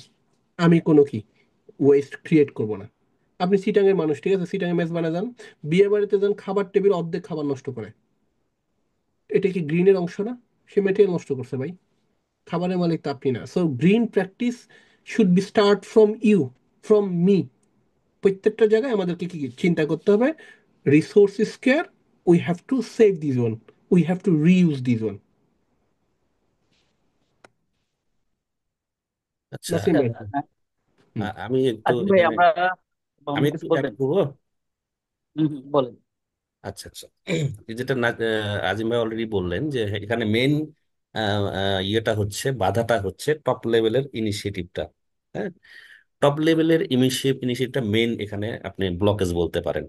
আপনি ইমপ্লিমেন্ট করতে গেলে মেন বাধাটা আসবে টপ লেভেল থেকে। বাট টপ লেভেলের একটা জিনিস একটু বোঝা দরকার, জাস্ট আমি এটা আমার যেহেতু প্রায় আলোচনা শেষের দিকে, জাস্ট সবার মনোযোগ আকর্ষণ করার জন্য আমি জিনিসটা একটু বলতে চাই। সেটা হচ্ছে যে আপনি একটা জিনিস চিন্তা করেন, ও আপনার ওভারঅল যে কস্টিংটা, প্রোডাকশন কস্ট আছে, সেটার প্রায় 25 to 30% হচ্ছে আপনার এনার্জি কস্ট। আপনি যদি রাফ এস্টিমেটও করেন, এইটার যদি আপনি 20% সেভ করতে পারেন, তাহলে আপনার কি দাঁড়াচ্ছে, মোটামুটি 5 থেকে 7% আপনার এটার প্রোডাকশন কস্টে কমে যাচ্ছে। অর্থাৎ আপনার আপনার যেই কি বলে, প্রফিট মার্জিন যদি 10% হয় বা 15% যদি হয়, এর সাথে আরো 5% 7% অ্যাড করেন, কি দাঁড়ায়, আপনার ওভারঅল প্রফিটিভিটি কিন্তু বেড়ে যাবে। সো এই জিনিসটা মাথায় রাখা দরকার, যেহেতু টপ লেভেল থেকে মেন ব্লকেজটা আছে, এই জন্য আমি জাস্ট জিনিসটা বললাম আর কি। ঠিক আছে আজিম ভাই, নাসিম ভাই। আচ্ছা, আমরা তো আলোচনা শেষ প্রান্তে। তা মামুন ভাই, আজিম ভাই সাথে একটু আপনি আবার বলেন যে ভবিষ্যতে আমরা এনার্জি সেভিংস নিয়ে কি চিন্তা করতে পারি, বা বাংলাদেশের ফিউচারটা কি? বাংলাদেশের ফিউচার খুব ভালো। প্রথম কথা হলো কি, আমরা গার্মেন্টস নিয়ে অনেকে ভয় দেখাই, অনেকেই অনেক আলোচনাতে বলে আমরা এই চ্যালেঞ্জে পড়ছি। আমার কাছে এখন আমাদের বিকল্প কেউ তৈরি হয় নাই। সিম্পল ইকুয়েশন, আগামী 50 বছরে গার্মেন্টসের বা এই ব্যবসার ফিউচার ভালো। কারণ হচ্ছে কি, আমাদের দেশে আমরা হাংরি পিপল, অনেক কাজ করতে হবে, কাজ করি। এই জন্য আমি কি বাংলাদেশে এই সেক্টরের ফিউচার, এখন এই ফিউচারকে আরো ভালো হচ্ছে। আরো ভালো হবে কেন? কেন এখন কিছু এডুকেটেড লোকজন আসতেছে। আগে এই সেক্টরে ভালো লোক, যেমন মামুন ভাই কি এটা নিয়ে কাজ করতেছে, এটা জায়গায় কাজ করতেছে।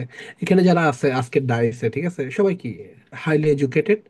সো এডুকেটেড লোক যখন আসে তখন কি স্বপ্ন দেখতে বা ফিউচার ভালো বলতে ভয় লাগে না, আশাবাদী হই। এবং সে আশাতে মানে ফুয়েল যোগাচ্ছে আমাদের যারা ইন্ডাস্ট্রি লিডাররা আছে, ইন্ডাস্ট্রি ওনাররা আছে। আপনি দেখবেন কি, যদি বিশেষ বডিগুলোতেও দেখেন, ওখানে আগে খুব বেশি কি আমি ডাইনামিক লোকজন দেখতাম না, এখন খুব ভালো লোকজন কি এগুলো লিড করতেছে এবং গভর্নমেন্টের সাথে ভালো নেগোশিয়েট করতেছে।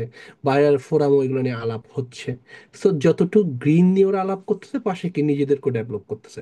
সো আমি এই জায়গায় কি আশাবাদী, ফিউচার ভালো। কারণ আমরা এখন গ্রোয়িং নেশন, ইনশাল্লাহ কি সবাই মিলে কাজ করলে আরো ভালো কিছু হবে। মামুন আচ্ছা, ভাই। আমার ফিউচার এক্সপেকটেশন যেটা হবে, যেহেতু আমরা ফিউচার সবাই জানি মোটামুটি আমরা এআই নির্ভর হয়ে যাচ্ছি, তো আমি যেটা মনে করি যে ফিউচারে এনার্জি ইফিসিয়েন্ট জিনিসটা এমন ভাবে চিন্তা করা হবে যে এটা হচ্ছে রিয়েল টাইম ম্যানেজমেন্ট যেন থাকবে। অর্থাৎ এনার্জি ম্যানেজ করতেছেন আপনি রিয়েল টাইম সিস্টেমের মাধ্যমে। অর্থাৎ আপনার কাছে একটা ইয়ে থাকবে, এআই জেনারেটেড সফটওয়্যার থাকবে। আপনি এখান থেকে দেখবেন আপনার কোন প্রোডাকশন লাইনে কতটুকু এনার্জি ইফিসিয়েন্ট, কোন জায়গায় আপনার রিকমেন্ডেড কত ছিল, সেখান থেকে তার ক্রস করে গেছে কিনা সবকিছু আপনার ইনস্ট্যান্ট দেখতে পাবেন এবং ইনস্ট্যান্ট আপনার ইনিশিয়েটিভ নিতে পারবেন। এখন যেটা হয় যে আপনার আলাদা করে অডিটর নিয়ে যায়, অডিটর করে বের করে আপনার বের করে দিতে হয়, বাট একটা সিস্টেম জেনারেট হয়ে যাবে ফিউচারে, যাতে করে আমার রেগুলারলি জিনিসটা করতে হবে না, জাস্ট একবার ডেভেলপ করে ফেললে আপনি অটোমেটিক্যালি আপনার যেখানে যেখানে ওয়াস্টেজ আছে, সো দ্যাট আপনি এটাকে রিমুভ করতে পারেন। এবং এর মাধ্যমে দেখা যাবে আস্তে আস্তে আমরা নেট জিরো যে একটা পাথ হয়ে আছে, এখান থেকে আমরা সেই দিকে আগাইতে পারবো। এটাই আমার এক্সপেকটেশন আর কি ফিউচারে। তা ইনশাল্লাহ। আমরা প্রোগ্রামের শেষ পর্যায়ে, আমি একটু পিছন থেকে আবার যাই। এখানে তো আজিম ভাই আছেন, আজিম ভাই তো লিন এক্সপার্ট। আর মামুন ভাই হচ্ছে যে বাংলাদেশে 42 জন এনার্জি অডিটরের মধ্যে মামুন ভাই একজন। আর মামুন ভাই থেকে অডিয়েন্স আমরা যে অডিয়েন্স থেকে কি কোনো কোয়েশ্চেন নেবেন আপনারা, বা নেওয়ার কোনো ইয়ে আমরা, আছে হ্যাঁ কি? হ্যাঁ হ্যাঁ, আমরা অডিয়েন্স থেকে প্রশ্ন নিব। আমরা রেকর্ডিং সেশনটা অফ করব, তারপরে অডিয়েন্স থেকে আমরা প্রশ্নটা নিব। ওকে। সুজন ভাই, রেকর্ডিং সেশনটা অফ করবেন, আমরা আলোচনায় আসি। না, ডিরেক্ট রিলেটেড কোশ্চেন থাকলে সেটা আগে আমরা শুনে নেই, ওটা হুম। রেকর্ডিং এ আসুক, সমস্যা নেই। রেজা ভাই, আপনি হ্যাঁ, মনে হয় কিছু ইটস বলবেন, ওকে। বলতে চাচ্ছিলেন। আহ হ্যাঁ, আমি কিছু বলতে চাই। আসসালামু আলাইকুম মামুন ভাই এবং আজিম ভাইকে। আজিম ভাই আমার শ্রদ্ধেয় স্যারও ট্রেডে, যদিও বয়সও ছোট, বাট স্যার তো স্যারই।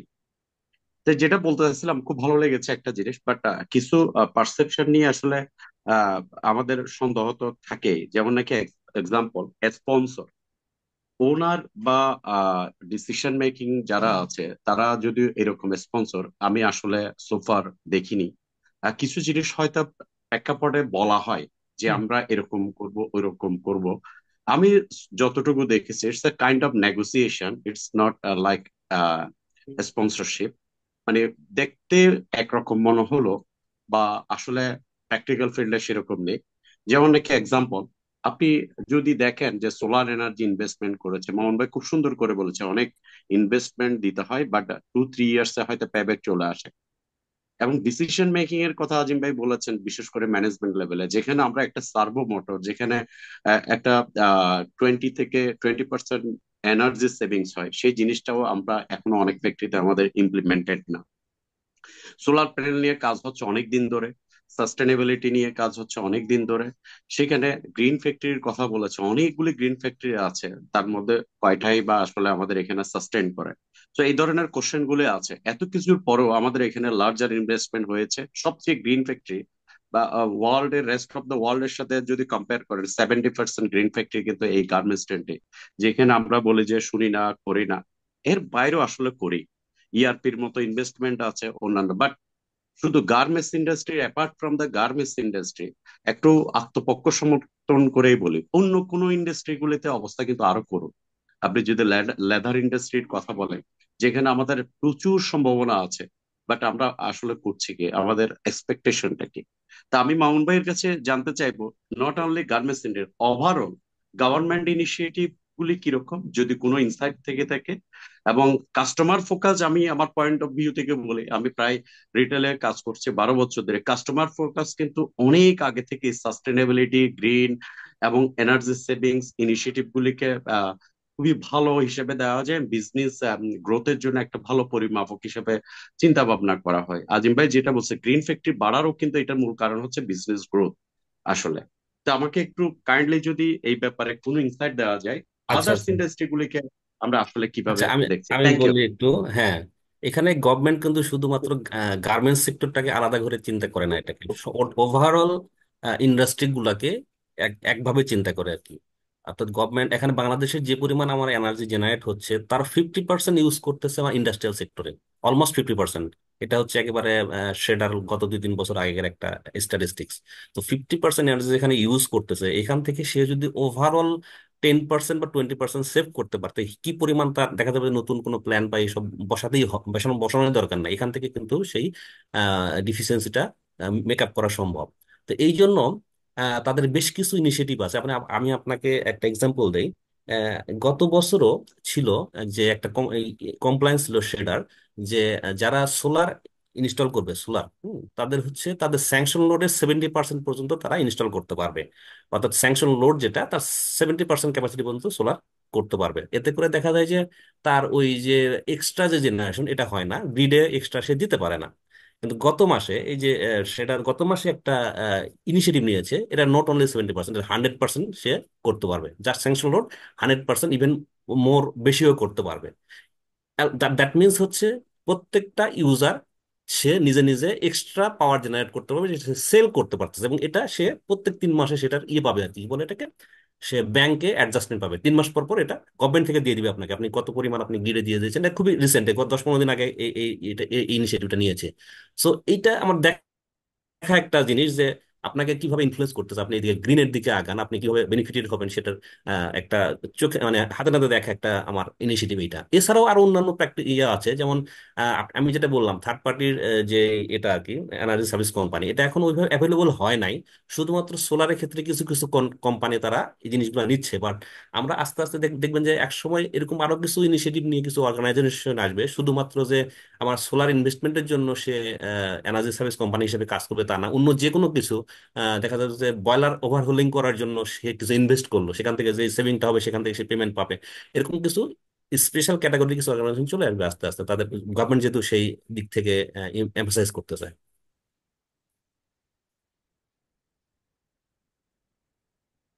এটা যাবে মিউটেড। রাজা ভাই। Thank you, thank you Mamun ভাই, খুব ভালো লেগেছে। তবে আরেকটা জিনিস বলি, কিছু ক্ষেত্রে কিন্তু গ্রিন প্র্যাকটিসটা আমাদের দেশেও, যেমন নাকি লাইটিং এর ক্ষেত্রে এলইডি লাইট নিয়ে বেশ কয়েক বছর কাজ হয়েছে, এখানে কিন্তু প্রচুর এনার্জি সেভিংস হয়েছে। আজিম ভাই জানে, মোটর নিয়ে কাজ হচ্ছে, তাই গ্রিন যেটা বলে বনায়ন, এটা নিয়ে কাজ হচ্ছে। তো অনেক ক্ষেত্রে কিন্তু ভালো কাজও হচ্ছে। অনেক বাট যারা ফ্যাক্টরিতে যাবে। বুঝতে, তারা যে গতিতে করছে, বাকিরা কিন্তু ওই গতিতে আসছে না। এটা হচ্ছে এটা হচ্ছে কনসার্ন। যারা বুঝতেছে তারা কিন্তু অনেক বেশি, প্রায় দেখা যাচ্ছে 70% ইমপ্রুভ করতেছে, আর বাকি যারা বুঝতে চাইছে না, আসলে বুঝতেছে না তা না, তাদের রেটটা হচ্ছে -70%। এটা একটা কনসার্নিং আর কি। থ্যাংক ইউ রাজা ভাই, মামুন ভাই, ভালো লেগেছে। যারা বুঝতেছে না তাদের জন্য আমি ওই যে কাঙ্গালিনী সুফিয়ার ওই গানটা বলি, এই দিন দিন নয় আরো দিন আছে, এই দিনেরও নিতে হবে সেদিনেরও কাছে, সবাই লাইনে আসতে হবে, হয় আজকে আসেন ভালো, নাহলে কুদ্দুস কালকে বয় আসতে আছে হবে। না, কাঙ্গালেরই কুদ্দুস বয়। এটা সুফিয়ার মানে কি, মানে কাঙ্গালিনী সুফিয়ার পরে কুদ্দুস বয় এটা পপুলারাইজ করছিল I think. Any other question তাহলে? আচ্ছা, আর কেউ? আচ্ছা নাসিম ভাই, আমি একটা জিনিস, শামীম রাজা ভাই ভাই, একটা অন্য কোশ্চেন কেউ করছে। কোয়েশ্চেন করবে কিনা উনি একটু এখন দেখবেন। উমেন ইউনিভার্সিটিতে আছেন, আমার মনে হয় উনি যেহেতু এখানে জয়েন করে নাই, আমি ওনার কোশ্চেনটা একটু রিপিট করে দিচ্ছি। আজিম ভাইয়ের কলিগ সেটা বলছে যে কি, বাংলাদেশে এত কিছুর পরও গার্মেন্টস ইন্ডাস্ট্রিতে বা অ্যাপারেল ইন্ডাস্ট্রিতে এই জিনিসটার প্রসার নাই কেন? এটা কেন মালিকরা মাইন্ডসেট হিসেবে নিতে পারে না, বা এখনো পর্যন্ত মালিকদের মধ্যে ওইভাবে ঢুকানো যায় নাই? এটার কোনটা রিজনটা উনি জানতে চেয়েছেন। কোনটা গ্রিন, কোনটা রাজা ভাই? Green practice. কে বলছে গ্রিন ঢুকে নেই? প্র্যাকটিসটা গার্মেন্টস ইন্ডাস্ট্রিতে ঢুকছে, এত বহুল প্রচলিত, এখন বলতেছি তো, এখনো আমরা কে পিছিয়ে আছি কেন? কে বলছে পিছিয়ে আছে? আমরা ঢুকছে বলে তো এটা এখনো হচ্ছে শামীম আসতেছি। সাহেব, উনি শামীম ভাইয়ের উইমেন বলতেছে, ইউনিভার্সিটিতে হ্যাঁ আমার প্রফেসর কলিগ, হিসেবে আসছেন। আমার কলিগ, ঠিক আছে, আমার এশিয়ান ইউনিভার্সিটি উইমেনের কলিগ। শামীম ভাইকে আমি বলবো হচ্ছে আমরা আসলে পিছিয়ে নাই, আমরা পিছিয়ে নাই বলে আমরা পৃথিবীর সবচেয়ে বেশি গ্রিন ফ্যাক্টরি বাংলাদেশে, ইন গার্মেন্ট সেক্টরে। এখন টাইম হচ্ছে অন্য সেক্টরকে এগিয়ে আসা, আসতেছে। দেন লেদার সেক্টরে আপনি কথা বলছেন, লেদার সেক্টরে আমি বেঞ্চমার্ক স্টাডি করার সুযোগ পাইছি, প্রায় 30টা লেদার আমি কাজ করছিলাম। সো আমি দেখছি কি অবস্থা কার, এবং আদার সেক্টরগুলা। সো সবাই আসবে, কারণ আসে কখন? যখন ক্রাইসিসে। আমাদের একসময় গার্মেন্টসের ক্রাইসিস ছিল না, গোল্ডেন এজ ছিল, বুম এজ। এখন ক্রাইসিস তৈরি হয়েছে। এখন কি হয়েছে? আপনি যদি ধরেন পৃথিবীর যে মেকানিক্যাল ডেভেলপমেন্ট, মেকানিক্যাল শিল্পের, এটা আসছে জার্মানির হাত ধরে। কেন? সেকেন্ড ওয়ার্ল্ড ওয়ারে ওই সময় ক্রাইসিস ছিল, স্ট্রং মানুষ তৈরি করে হচ্ছে ক্রাইসিস। সো আমাদের এখন ক্রাইসিস মোমেন্ট যাচ্ছে, এখন দেখবেন আমরা আরো স্ট্রং হব, আরো বেশি গ্রিনার হব, আরো বেশি ফ্লারিশ করব, ঠিক আছে? সেই জন্য আশাবাদী হই আর কি, ইনশাল্লাহ। আর কেউ কি কোনো বিষয়ে আলোচনা করবেন একটা দয়া করে? ইউটিউব থেকে কোশ্চেন ছিল, এটা ওইখান থেকে করা হয়েছে। হ্যাঁ, আহ, অন্য কোনো কেউ যদি কোয়েশ্চেন করে, রাজা ভাইকে আমরা অনেকক্ষণ স্পেস দিছি।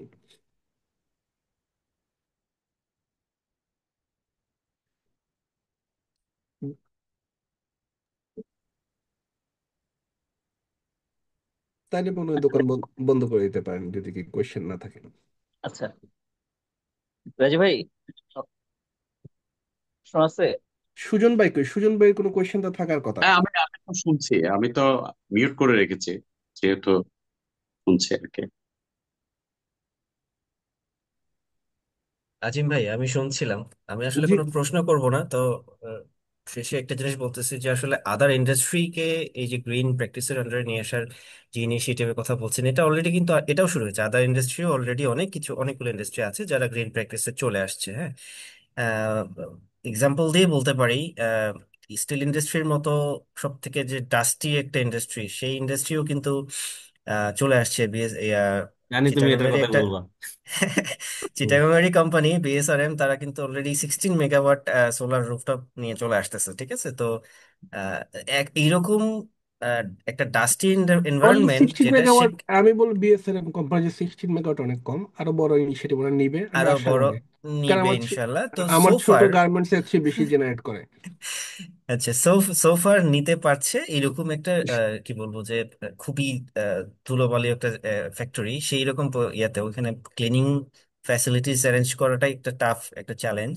তো হ্যাঁ, তারপর সব আসতেছে। সব স্টিল ইন্ডাস্ট্রি কিন্তু আগে আসতেছে, সুজন, এটা মোটামুটি আমি রেগুলেশন বলতে পারো। মামুন কারণ ভাই, আমি দেখছি সুজন ভাইকে জিপিএস এ অলরেডি ইনভেস্ট করতেছে আর কি, ওদের যেটা শুনলাম জিপিএস এ ওদের একটা হচ্ছে, তারপরে আবুল খায়ারে করতেছে।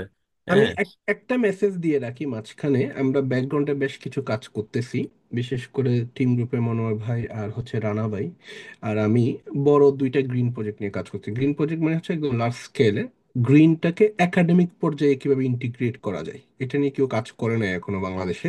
মানে একাডেমিতে আসলে গ্রিন এবং সার্কুলারিটির কোনো কি কাজ খুব একটা নাই।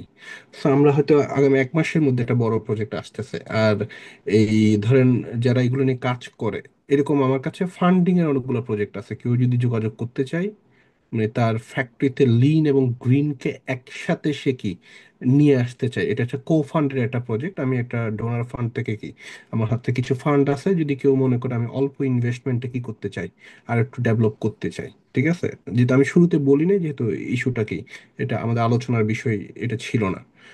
তো শেষে মেসেজ হচ্ছে, কিছু কাজ লার্জ স্কেলে হচ্ছে ভিতরে, এগুলো রেজাল্ট আসলেই তো কি বোঝা যাবে আসলে কিছু কাজ হচ্ছে অন্যান্য সেক্টরের জন্য। ইনশাল্লাহ, এটা খুব ভালো নিউজ। হুম।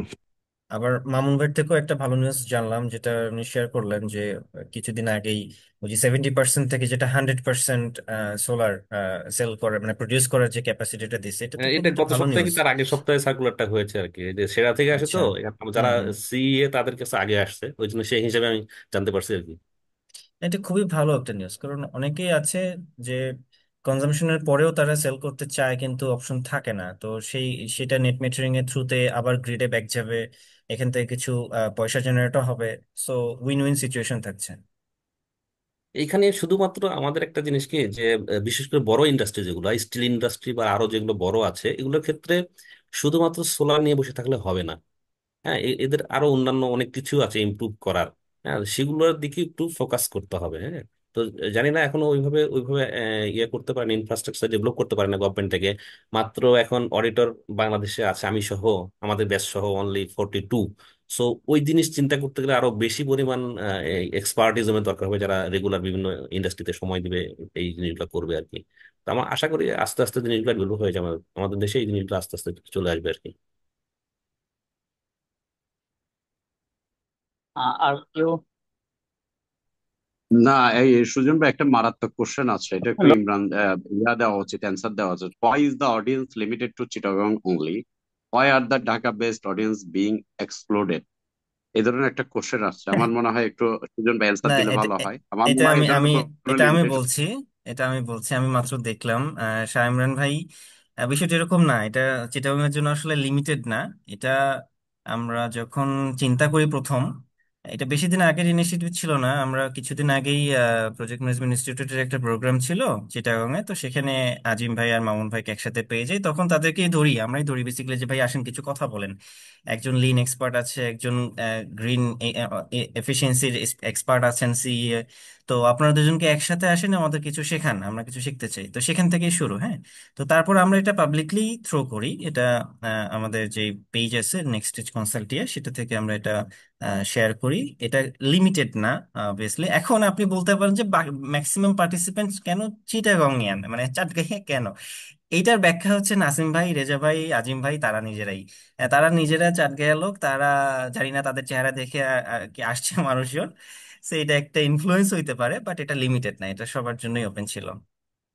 আর এরকম আড্ডা আমাদের নিয়মিত হয় চিটাগাং ইনস্টিটিউট আচ্ছা, অফ অ্যাপারেল এখান থেকে ম্যানেজমেন্টে। আজিম ভাইও ঢাকা থেকে, শাহ ইমরান যে বলছে সেও ঢাকা থেকে, আমরা কিন্তু প্রচারে কিভাবে করেছি, তো প্রচারে রেজা ভাই, চিটাগাংয়ের লোকজন বেশি সাড়া দিয়েছে, এটা এভাবেও হতে পারে। রেজা ভাই, শোনা যায়? আমি কি আসি নাকি? শোনা যায়? হ্যাঁ, শোনা যায়। হ্যাঁ, মানে হ্যাঁ হ্যাঁ, শোনা যায়, আছে। এরকম আড্ডা আমাদের আগে নিয়মিত হইতো ইনস্টিটিউট অফ অ্যাপারেল ম্যানেজমেন্টে। তো রেজা ভাই, নাসিম ভাই যদি আবার জেগে উঠে, মামুন ভাইও এই সুজন ভাইও চিটগাঁয়ে আছে, তো আমাদের ওই আড্ডাটা মনে হয় আবার কি চালু করতে পারি আমরা। আমি এখন রেগুলার বুধবার বৃহস্পতিবার চিটগাঁয়ে থাকি, মানে অ্যাটলিস্ট বুধবার সন্ধ্যাটা আমি থাকি চিটগাঁয়ে। তো মনে হয় কি আমরা আচ্ছা, মানে শেষ আসসালামু করে দিতে আলাইকুম। পারি। হুম, আমি কি কিছু বলতে পারি? জি জি জি জি। হ্যাঁ, বলুন। স্যার, আমি জানি না আপনি আমাকে চিনবেন কিনা। আমি আপনার ওখানে অনেকগুলো ক্লাস করেছি। হ্যাঁ, ইমরান সাহেব চিনি আমি, আপনি ভালো গান করেন। Hmm. Thanks for the compliment. যদিও আমি এখন ঢাকায় আছি, আমি আর চিটাগাংয়ে নাই। তো আমি আসলে চাচ্ছিলাম আমার কিছু সাপ্লায়ারকে দেওয়ার জন্য। আমার বেশ কিছু, আমি এখন একটা রিটেলে আছি ঢাকায়। তো আমি আমার গ্রুপে আমার কান্ট্রি ম্যানেজারকেও দিয়েছিলাম, প্রত্যেকে ট্রাই করছিল, বাট সামহাও এটা কেন যেন কাজ করছিল না আসলে। মিটিং ইজ প্রিপেয়ারিং এমন একটা মেসেজ দেখাচ্ছে। তো টেকনিক্যাল কোনো প্রবলেম আছে কিনা জানি না। আর পার্সোনালি আমি খুবই অ্যাপ্রিসিয়েট করি এই ধরনের ইনিশিয়েটিভ। ইমরান, আমি বলি, এটা আমি একটু ফেস করেছি। এটা কি হয়, একটা নেম দিতে হয়, নেমটা না দেওয়ার কারণে এরকম ডিসকানেক্ট হয়। আমি দুপুরে যখন চেষ্টা করছি, ট্রায়াল করেছি, আধা ঘন্টা চেষ্টা করার পর আমি এই ত্রুটিটা বুঝতে পারছি। ওখানে একটা নেম দিতে হয়, নিক নেম। নিক নেমটা না দেওয়ার কারণে এই প্রবলেমটা হয়েছে, পরে যখন আমি দিচ্ছি এটা সলভ হয়ে গেছে। আমার মনে হয় তাদেরও এই ধরনের সেম প্রবলেমটা হয়েছে। জি। আচ্ছা, ইনশাল্লাহ নেক্সট টাইম একটু সরি অ্যাপলজি ফর দিস মানে টেকনিক্যাল ইস্যুস। না না স্যার, ইনশাল্লাহ। না, এটা হুম সরির কিছু নেই হুম আসলে। হুম। আর আমি খুবই স্যার ধন্যবাদ জানাই আপনাদেরকে এই ধরনের ইনিশিয়েটিভ নেওয়ার জন্য। ইনশাল্লাহ স্যার, আমি সহ চেষ্টা করবো এবং আমার অন্যান্য সাপ্লায়ার যারা আছে প্রত্যেককে নিয়ে স্যার আপনার নেক্সট সেশনে থাকবো স্যার, ইনশাল্লাহ। ইনশাল্লাহ, thank you. Thank you sir. ইনশাল্লাহ, তাই আগামীবার আবার সবার সাথে দেখা হবে, আবার আচ্ছা, বিভিন্ন আমি, বিষয় নিয়ে কথা হবে। বলেন, হ্যালো, ইমরান ভাই। আসসালামু জি। আলাইকুম। সরি, আমি আসলে ওই হ্যান্ড রেজ করতে চাইছিলাম, কিন্তু ওই ইয়াটা পাচ্ছি না, পরে দুই হাত তুলে দিছি একসাথে। Thank you. আমার নাম হচ্ছে সাইফুল কবির। আমি অনেকক্ষণ শুনলাম, ভেরি মাচ ইফেক্টিভ ইয়েটা। তো আমি হচ্ছে একটা স্টিল ইন্ডাস্ট্রি জব করি। যেহেতু গ্রিন এনার্জি ইমপ্লিমেন্টেশন নিয়ে কথা হচ্ছে, আমার জাস্ট আউট অফ কিউরিসিটি, এবার আমি যে এরিয়াটাতে জব করি সেটা মূলত অফশোর এরিয়া, সমুদ্র তীরবর্তী প্রচুর ইন্ডাস্ট্রি আছে মিশর ইকোনমিক জোনে। তো গ্রিন ইমপ্লিমেন্টেশন বলতে তো আমরা শুধু সোলারটা বুঝি না, সেখানে তো আমাদের আপনার উইন্ড উইন্ডটা ইমপ্লিমেন্ট হইতে পারে, অথবা টাইডাল ইস্যুগুলা। তো যেহেতু ইকোনমিক জোন অফশোর এরিয়াতে, বে অফ বেঙ্গলের পাশে, তো সেইখানে তো প্রচুর বাতাস হয় আপনারা জানেন। আবার যখন হচ্ছে জোয়ার ভাটার একটা উইন্ডের একটা ইস্যু আছে, তো সেক্ষেত্রে উইন্ড কিংবা টাইডাল এগুলার ইমপ্লিমেন্টেশনে কোনো পসিবিলিটি গুলা নিয়ার ফিউচার বাংলাদেশে কতটুকু সম্ভব, অথবা করা যায় কিনা, এই ব্যাপারে যদি আমাদেরকে কেউ কিছু একটু আপনাদের থটস গুলা শেয়ার করতে নাই। ইয়েস বন্ধু প্লিজ। এই যে থ্যাংক ইউ। রাকিব, কি খবর? ভালো আছো? জি, আসসালামু আলাইকুম ভাই। দারুণ বক্তব্য দিয়েছেন। আচ্ছা আচ্ছা, শোনো ছোট এই, মানুষ একটু। জি। না এটা তুমি যেটা বলছো ঠিক আছে, সমুদ্রের ধারে করা যাবে, উইন্ড টারবাইন করা যাবে, বাট উইন্ড টারবাইনের ক্ষেত্রে দেখা যাবে যে ক্যাপিটাল ইনভেস্টমেন্টটা অ্যাট এ টাইম অনেক বেশি লাগে, যে তুমি অ্যাটলিস্ট একটা নিচে তো আর কিনতে পারবে না। সো একটা উইন্ড টারবাইন মানে ইনভেস্ট করা মানে হিউজ একটা ইনভেস্ট করা। সো সেইখানে আসলে হুট করে এভাবে করা যাবে না আর কি, যদি গভর্নমেন্ট থেকে ইনিশিয়েটিভ না নেয়। তো সোফার আমি যতটুকু মামুন জানি ভাই, থেকে। হুম, হ্যাঁ। আমি একটু অ্যাড করবো। আমি আমি যেহেতু ডেনমার্কে পড়াশোনা করছি, পৃথিবীতে উইন্ড টারবাইনের জন্য সবচেয়ে ভালো হচ্ছে ডেনিশটা। আচ্ছা স্যার, নতুন বেশ কিছু মানে কি ইনোভেশন আসছে এখন, ছোট রেট্রোফিটেড উইন্ড টারবাইন আচ্ছা আচ্ছা। আসছে। আপনি যে ওই যে টারবাইন আমাদেরকে বড় প্রচলিত, ঠিক আছে, এটার এনভায়রনমেন্টের অনেকগুলো কি ইস্যুর কারণে কি করে না। আর এটার যে এয়ার ফ্লোটা দরকার, আমাদের ফেনী নদীর ওখানে কিন্তু উইন্ড টারবাইন আছে, ঠিক রাইট আছে, আমাদের কুতুবদিয়া তো আছে। So this not very effective for us. So right. এখন বেশ কিছু নতুন কিছু টেকনোলজি আসছে। যদি ভাই কি করতে চায়, আমি ডেনিশ কিছু কি আছে, আমার কিছু কানেকশন আছে, maybe I can introduce. So ছোট ছোট কিছু কি মানে একদম কি ছাদে কি করা যায় এরকম কিছু টারবাইনের কনসেপ্ট ওরা নিয়ে আসছে, ইভেন রোড সাইডে, ঠিক আছে। এগুলো মনে হয় না খুব গভর্নমেন্টেরও খুব বেশি কি হবে আর কি, অ্যাজ এক্সপেরিমেন্ট। গভর্নমেন্ট বলতে আমি যেটা বলতে চাচ্ছি সেটা হচ্ছে যে সেটা থেকে কি একটা জিনিস এরা অ্যানালাইসিস করতেছে আর কি, যেহেতু অলরেডি বাংলাদেশে কয়েকটা করছে বাট এটা ইফেক্টিভ হচ্ছে না, এই জন্য তাদের একটা ইনিশিয়েটিভ আছে তাদের, হচ্ছে অলরেডি তাদের যে ইয়ে আছে, আমার ফ্রেন্ড ওখানে জব করে, তাদেরকে বিভিন্ন কান্ট্রিতে তাদেরকে এটা অ্যানালাইসিস করার জন্য মেনলি ইয়ে হ্যাঁ, করা হচ্ছে, যাতে করে অন্য কোনো অল্টারনেটিভ কিছু আমাদের এখানে ইমপ্লিমেন্ট করা যায় কিনা সেই বিষয়ে একটা তাদের কাজ হ্যাঁ, করতেছে। স্মল স্কেলের ওগুলা নিয়ে এক্সপেরিমেন্ট হচ্ছে। আই থিঙ্ক ওগুলো আমাদের জন্য কি বেশি ইফেক্টিভ হতে পারে, কারণ আমাদের রাইট যে, রাইট, এক্স্যাক্টলি। হ্যাঁ, সেগুলো নিয়ে একটু কি করা যাবে। অলসো টাইডাল, যেহেতু আমাদের অফশোর এরিয়াতে, টাইডাল, বাংলাদেশে তো ওখানে যে টাইডাল। টাইডাল আছে ওই টাইডাল দিয়ে খুব একটা লাভ হবে না, দেখা আমি যায় যে নিয়ে যাবো এক বেচে সপ্তাহের মধ্যে বেচে একদিন টাইডাল বেচে থাকে, বাকি বেচে দিন খায়া থাকে না। ফেলাবো, ওই ইলেভেন্টে নিয়ে যাবো, কারণ ওই সমুদ্রের মালিক আপনি না, আমাদের দেশের কোনো সেফটি অত হয় নাই মনে হয় আর কি। আমি এটা জি। নেগেটিভ সেন্সে বললাম। আর তোমার ফ্যাক্টরি ওখানে খুব বেশি ঢেউ নাই তো, ওখানে দেখা যায় সপ্তাহে, আমি তো প্রতিদিনই যাই, তো 7 দিনের মধ্যে একদিন থাকে ঢেউ, বাকি দিন থাকে না আর।